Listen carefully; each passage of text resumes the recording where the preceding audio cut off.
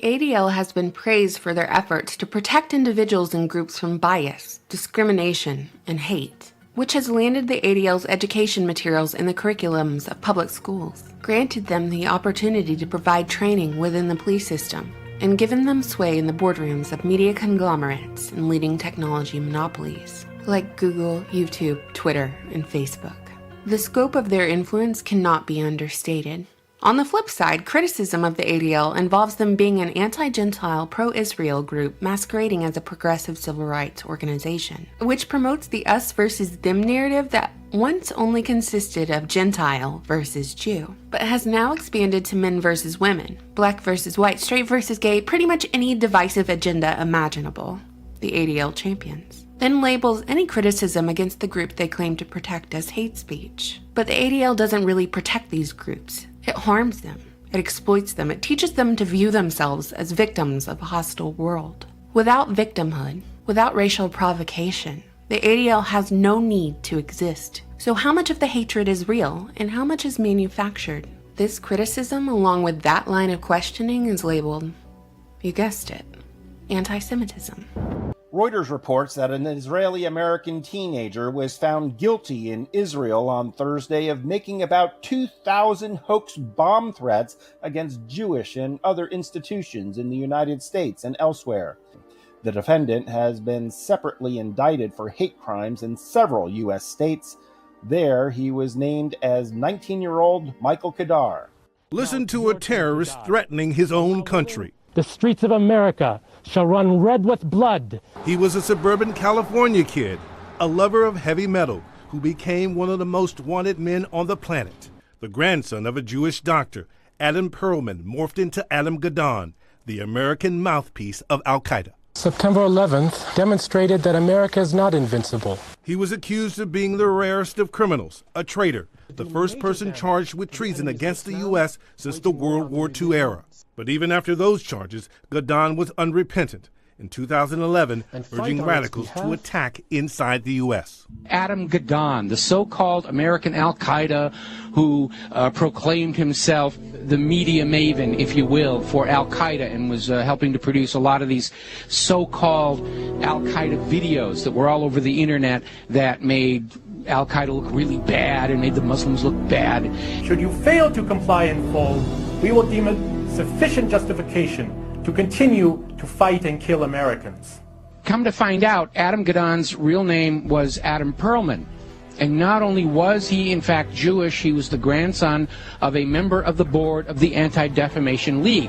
And if you've been following the history of the Anti-Defamation League, you will find out they've been very much involved in covertly supporting a lot of these so-called American Nazi movements. In fact, all the way back, just about the time of World War II, there was this scandal where the head of the American Nazi Party, which had a total membership of like 6, and yet they were getting all this press, was arrested for embezzling from his sponsors, which turned out to be the ADL, so that kind of blew up in their faces. So anyway, we have Adam Perlman, and he's been going around saying, I'm Al-Qaeda, see, I got a turban on my head, I'm a terrible Muslim, gotta hate me, gotta be afraid of me, and of course everybody's laughing at him now because we all know who he is. Okay, so they have brought in the understudy, and there is a new American Al-Qaeda named Yosef Al-Khattab. Ooh, big scary name, and they've got a picture of him out there where he's holding all these guns and knives, and he's dressed up like a wannabe Rambo, and he's scowling at the camera, and he supposedly has this website with things in it, like pictures of the Statue of Liberty with an axe buried in the back of the head. I mean, very heavy-handed, very over-the-top. There was also a link to a puppet show mocking Danny Pearl's beheading. Take a look.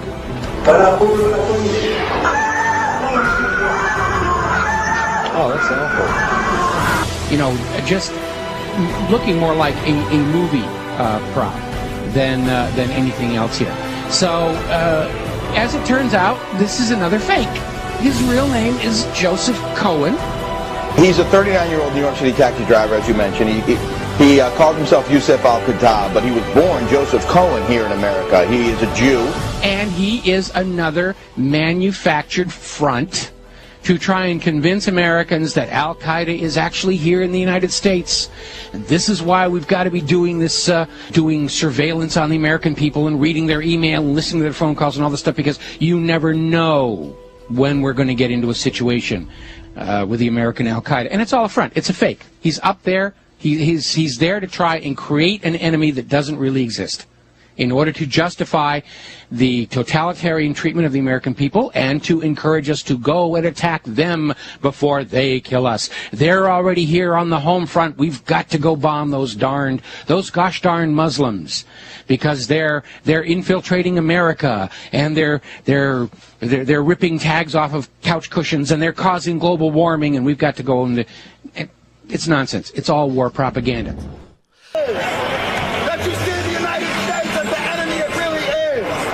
Yusef al-Khattab, a Jew who lived in Israel and abruptly converted to Islam.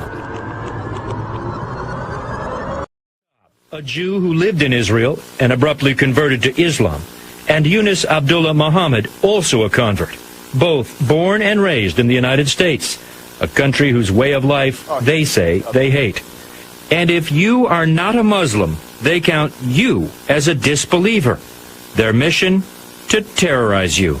We're commanded to terrorize the disbelievers. And this is a religion, like I said. Commanded to terrorize the disbelievers? The Quran says very clearly in the Arabic language, Turhibuna. This means terrorize them. It's a command from Allah. So you're commanded. It's a terrorize them. Do those reports worry you that Israel's helping wounded Al-Qaeda aligned fighters? As I said before, in a different context, it's always useful also to deal with your enemies in a humane way. Al-Qaeda, to the best of my recollection, has up to now not attacked Israel. But it's attacked your number one ally and protector and sponsor, the United States of America. There is a quote-unquote war on terror being going on for 15 years.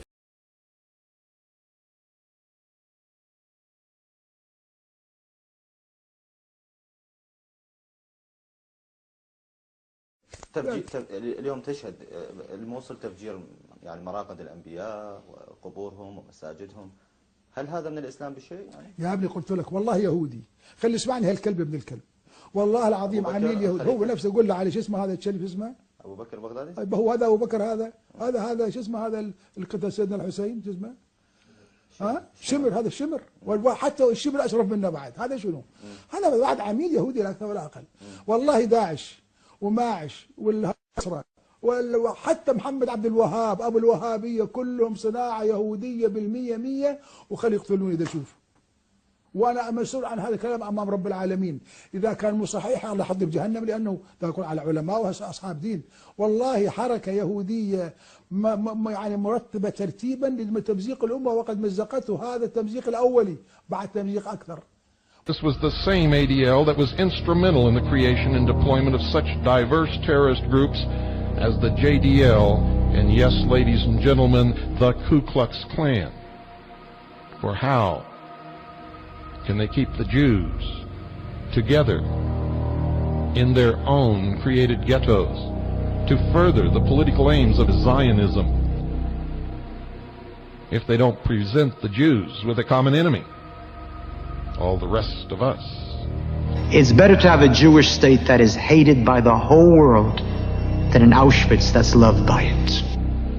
Mordecai Levy, the leader of the JDL splinter group that managed to show up on the doorsteps of Alex Oda and Shirim Subzakov on the eves of their assassinations, maintained direct and frequent contact with the ADL's fact-finding division head, Erwin Sewell.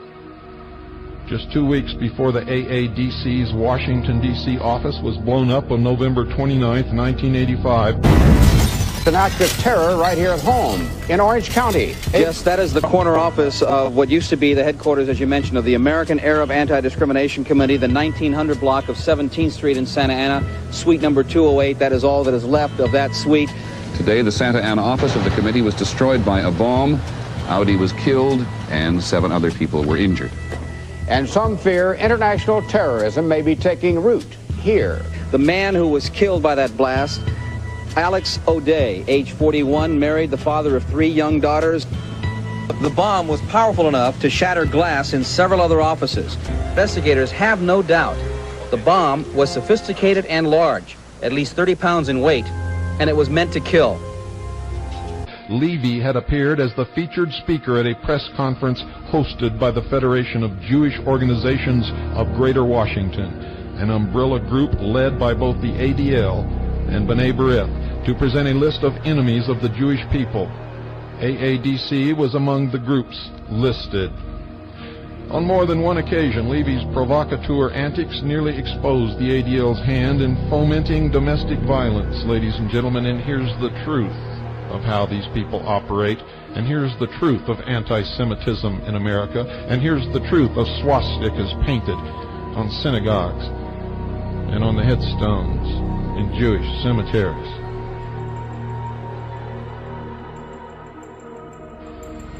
On February the 16th, 1979, Levy, using the pseudonym James Gutman, filed an application with the United States Park Service in Philadelphia, Pennsylvania, to obtain permission to hold a rally. Now remember, this is Levy, using the pseudonym James Gutman, a German name. Wonder why he did that? Well, you're going to find out. The rally permit, ladies and gentlemen, sought by Levy, a member of the ADL, the Anti-Defamation League, supposedly existing for the protection of Jews. The rally permit sought by Levy, a member of the ADL, the Anti-Defamation League, supposedly existing for the protection of Jews. The rally permit sought by Levy, also known as Gutman on this occasion, was not filed in the name of the JDL, which he was also a member of. Levy was posing as a leader of the American Nazi Party. Levy was posing as a leader of the American Nazi Party, seeking a permit for a Ku Klux Klan and Nazi Party rally at Independence Hall, the site of the signing of the Declaration of Independence. Remember, I told you about the Hegelian method of political conflict resolution? Remember, I told you there's no such thing as a patriot community? Remember, I told you that these people who are bringing about the New World Order control both sides of every issue. Indeed, they create the issues.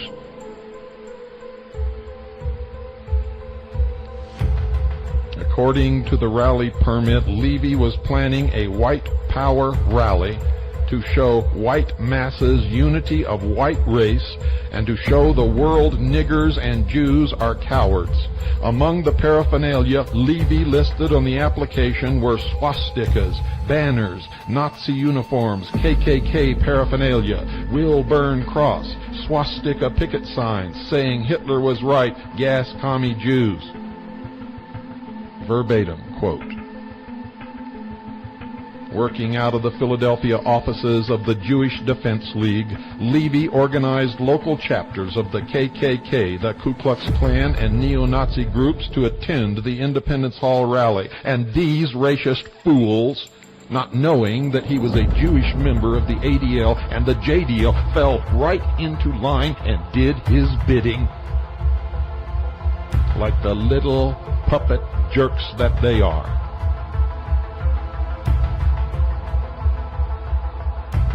In the case of the Trenton, New Jersey Ku Klux Klan, Levy had an inside track.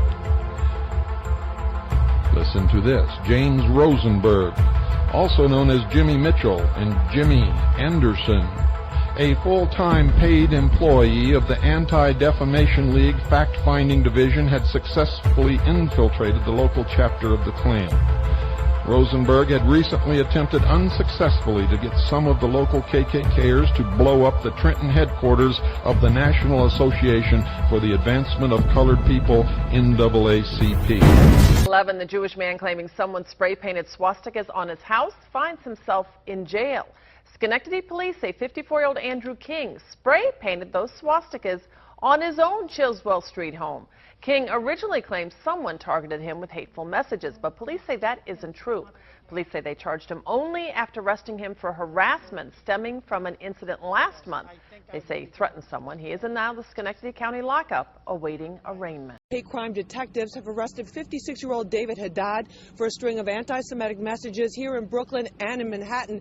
Now, my police sources are telling me that he's also the prime suspect in a rash of swastika incidents and a phone threat made here in Midwood over the weekend. And what's surprising here, police say Haddad is Jewish. I was shocked. You never expected to be you. A police officer now stands guard over school children at an Ocean Parkway yeshiva, defaced by hurtful and offensive symbols of hate. And a couple of blocks away, another swastika, spray painted on the wall of this apartment building. A third symbol defaced the garage door on the Miltz family property. Fear, and you have to be careful and be more aware and, you know, not look behind you. The disturbing discoveries were made Saturday night. Then Sunday evening, a couple in this neighborhood returned home to find a message on their voicemail threatening repeatedly to kill all Jews. Assemblyman Dov Hyken lives on the block. He says his neighbors and constituents are all on edge. Whoever it is, you know, Jew, Muslim, whatever, we need to get those people off the streets. That is the most important thing, because people now are like, what's going on? It's scary. It's scary. And your children are afraid, and, you know, I hope they catch the people that do it. Police have made an arrest in 4 previous anti-Semitic phone threat messages. Under arrest is 56-year-old David Haddad. He is Jewish, according to police. He's charged with harassment as a hate crime. Now, also, police say that he's a relative of one of the victims and knows another. My sources say he's also the prime suspect in these most recent Midwood incidents. We begin tonight with a surprising development in the story of those swastikas painted on the door of a student at George Washington University. Good evening, I'm Doreen Gensler. And I'm Jim Vance. Turns out the student was painting the hateful symbols herself. Jackie Benson is at the university now with more on this. Jackie? Jim, these incidents, and there were several of them, caused a lot of concern here on the GW campus. Now, the FBI was called in to assist after swastikas kept appearing on a message board, similar to a dry erase board, on the door of a female student, she is Jewish, who lived in Mitchell Hall. Now the university confirms that a hidden camera placed in the hallway confirmed the student who was the apparent victim did it herself. News 4 spoke to that young woman who asked not to be identified shortly after the hate-filled symbols began appearing on her door. Here's what she had to say at that time. Oh. Who does such a thing? I wish I knew. I wish I had any clue who this was, but university police, my house proctor, administrators, nobody can think of a motive of somebody who hates me that much. Through the use of hidden cameras, interviews, and increased police patrols, we have concluded, and through a final interview today, investigators have concluded that the student who reported the incidents is responsible for the incidents. Now, the university has confirmed that the student, who is a freshman, has admitted responsibility for the swastikas in Mitchell Hall. She faces student judicial action, and she could face possible criminal charges. But I get the feeling here at this point that the university just wants to see her get some help. This has been a very troubling incident for everyone here. Jim, back to you. Jackie Benson. Thank you, Jackie. White Nazis, not in Germany. Right here in New York City, up there, Burning Cross had a carload of guns ready to come at you, like they came at the Jews over in Germany. And when they caught those Nazis, they found that one of them was a Jew. And that Jew went around here talking about Nazis, and some of them are nothing but Nazis themselves. You didn't hear them blow that up in the newspaper, did you? No, they tried to quiet it down. Why, when you found Jews who were Nazis, you really found something. In fact, I think you can find a whole lot of them who are not. Always running around here trying to make you get sympathetic for them. And some of them blue-eyed Jews are going to walk away from here and say that I'm saying something anti-Semitic. Anti-hell. It's a trick. We always use it. When from Europe somebody is criticizing Israel, then we bring up the Holocaust. When in this country people are criticizing Israel, then there are anti-Semitic.